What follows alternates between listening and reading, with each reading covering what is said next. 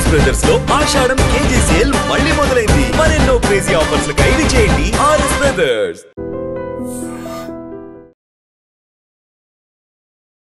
Welcome to eighteen news. This is Pavan. Rangareddy జిల్లాలో కొత్తూరు మండలంలోని పెంజర్లలో దారుణం చోటు చేసుకుంది. తోడబుట్టిన తమ్ముడి అక్కను అతి కిరాతకంగా చంపడం జరిగింది. అండగా ఉండాల్సిన తమ్ముడి అర్ధాయుషు కారణమయ్యాడు. అసలు మనుషులు మృగాల్లా ప్రవర్తిస్తున్నాడు. రక్తం పంచుకొని పుట్టిన వాళ్ళే ఈ విధంగా తయారవుతున్నారు. గత కొద్ది కాలంగా మనం చూస్తూనే ఉన్నాము.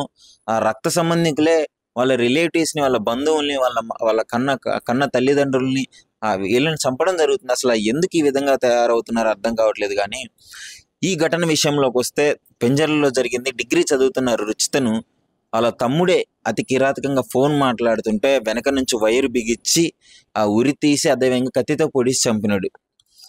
అన్ని రోజులు ఇద్దరు కలిసే పెరిగినారు. కనీసం ఆ కృతజ్ఞత లేదు, ఆ బంధం లేదు.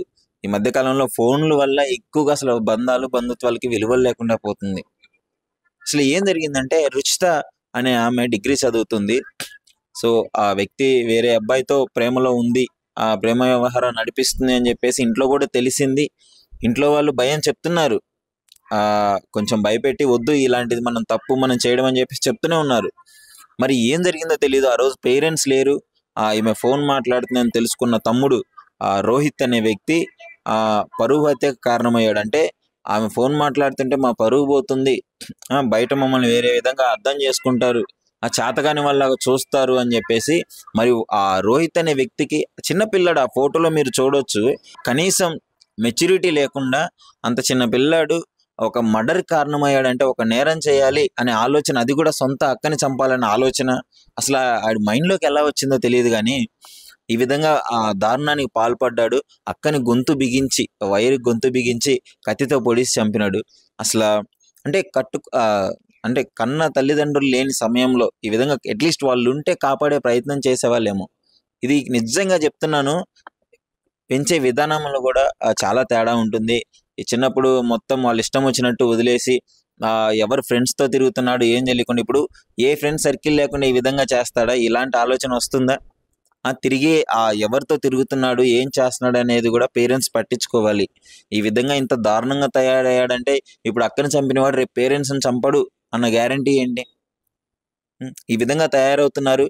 అసలు ఒక్కరికి కూడా బంధాలు బంధుత్వాలు అనే విలువలు లేవు. ఫోన్లు వచ్చిన కాడ నుంచి కాలేజ్ చదువుతున్న తను ఫోనే, ఈ చిన్న అబ్బాయికి ఫోనే, చిన్న పిల్లగాళ్ళకి కూడా ఫోన్లు ఇచ్చి కనీసం ఫ్యామిలీ మెంబర్స్తో టైం స్పెండ్ చేయక ఇలాంటి దారుణాలన్నీ చోటు చేసుకుంటున్నాయి. ఎందుకంటే ఆ ఫ్యామిలీ మెంబర్స్తో కొంత సమయాన్ని గడిపినప్పుడు ఆ బాండింగ్ అనేది పెరుగుతుంది, అర్థం చేసుకోగలరు ఒకరినొకళ్ళు.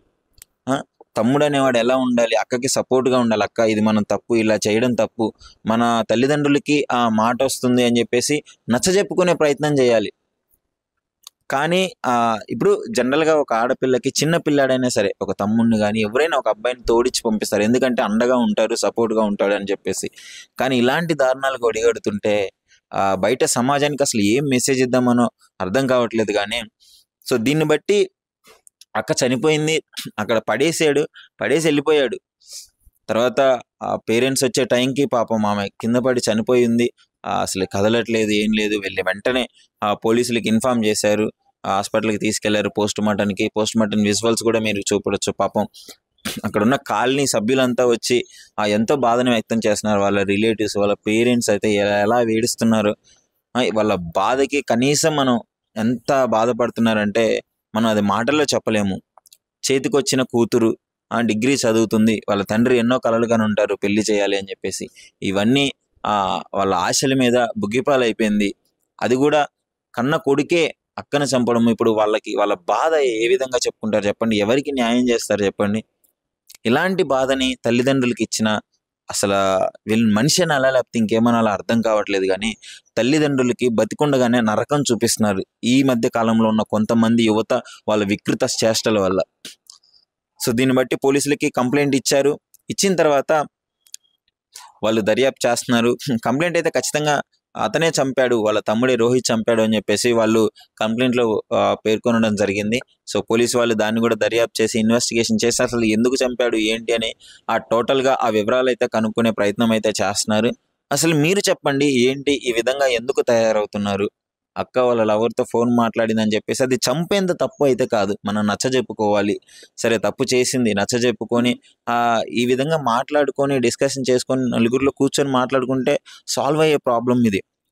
కానీ ఈ అతి కిరాతకంగా ఈ మధ్య అలా చంపాలన్న ఆలోచన రాకూడదు. కానీ ఈ విధంగా ఈ మధ్య కాలంలో చాలా మర్డర్ కేసులు కూడా చూస్తున్నాం. ఇలాంటివి చూసే ఈ విధంగా ప్రోత్సహించినట్టు అవుతుంది. సో వీటిని అరికట్టాలి. ముఖ్యంగా ఆ బంధాలకి విలువలు తీసుకోవాలి. అసలు మీరేమనుకుంటున్నారు? ఇలాంటి సంఘటన పైన ఐడ్రీమ్తో కామెంట్ రూపంలో షేర్ చేసుకోండి మీ అభిప్రాయాన్ని. నిజంగా ప్రస్తుతం ఉన్నటువంటి సమాజం దేనికి ప్రయారిటీ ఇస్తుంది? ఆర్థిక సంబంధాల చుట్టూ మాత్రమే తిరుగుతోంది.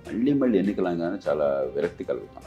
మంచి అనిపిస్తుంది కదా, లేడీస్ కూడా ఛాలెంజింగ్ జాబ్స్ చేసినప్పుడు చాలా బాగుంటది. ట్రాఫిక్ అసిస్టెంట్స్ గా నియమించిన ట్రాన్స్జెండర్స్ అందరితో సాల్యూట్ చేయించుకుంటున్నారు. ఫుడ్ డెలివరీ ఇవ్వటానికి వెళ్ళినటువంటి డెలివరీ బాయ్ అనిల్ పై కళ్ళ ముందు పెళ్ళండి